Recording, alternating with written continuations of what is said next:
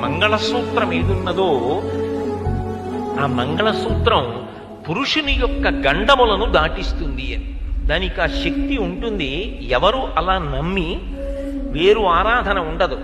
దానికి ఉన్న నియమం ఏమిటంటే ఏ కారణము చేత అది తీయకుండా ఉండుటయే. దాని మీద ఉన్నవారు ఆ గౌరవాన్ని పాటిస్తారంతే. యజ్ఞోపవీతాన్ని పురుషుడు ఎలా తీయడో సువాసిని ఏ కారణానికి మంగళసూత్రాన్ని తీయరు. సంవత్సరంలో దానికి ప్రత్యేకంగా ఒక తిథిని నిర్ణయం చేశారు.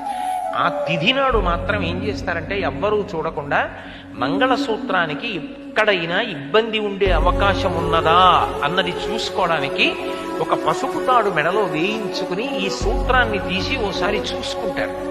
ఎక్కడైనా అకస్మాత్తుగా ఏదైనా ఇబ్బంది ఏర్పడే అవకాశం ఉన్నదా చూసుకుని ఆ తిథి నాడు దానికి ఏమైనా మరమ్మత్తు చేయించవలసి ఉంటే ఇస్తారు.